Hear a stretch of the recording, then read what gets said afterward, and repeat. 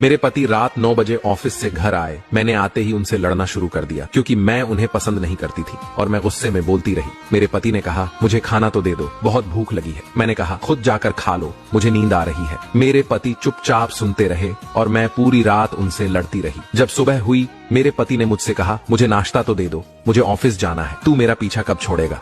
मैंने गुस्से में कहा, मैं तुझसे तंग आ गई हूँ, भगवान करे तो मर जाए। मेरे पति कुछ नहीं बोले और ऑफिस चले गए। मैं अपने बच्चों को स्कूल से लेकर वापस आ रही थी तो मेरे घर के सामने बहुत भीड़ लगी हुई थी। भीड़ को देखकर मैं चौंक गई और अपने घर के करीब पहुंची तो देखा कि मेरे पति की लाश घर के सामने पड़ी थी। मेरे ऊपर कयामत सी आ गई। मेरे हाथ पैर कांपने लगे। मेरे अंदर एक सन्नाटा सा छा गया। लोग आपस में बातें कर रहे थे कि कार से मनोज का एक्सीडेंट हुआ है। मैं जोर से चीखने लगी और चिल्लाने लगी कि मनोज उठ जाओ, मैं अब तुमसे कभी नहीं लड़ूंगी, तुम्हें कुछ नहीं कहूंगी, मुझे कुछ नहीं चाहिए, उठो मनोज, तुम्हें भूख लगी थी ना, चलो मैं खाना देती हूँ। मैं मनोज के हाथ पैर चूमने लगी, मुझे छोड़कर ना जाओ, उठ जाओ। लेकिन मनोज कैसे उठता, उसे तो मेरी बद्दुआ और मेरी नहुसत, मेरे करबे लहजे ने मार दिया था। मनोज के जाने के बाद मुझे दुनिया के रंग नजर आने लगे, मुझे रिश्ते बदलते दिखने लगे, मेरे सब अपने मुंह से मुंह मोड़ने लगे, दुनिया के लोग मुझे गंदी नजरों से देखने लगे। फिर कुछ दिनों में मुझे मेरा घर छीन लिया गया, जो हिस्सा मेरा बनता था मेरे ससुराल वाले ने मुझे दे दिया। मनोज के मरने के बाद मुझे एहसास हुआ कि पति जैसा भी हो, चाहे पसंद का हो या नापसंद का, लेकिन औरत के सर का ताज होता है।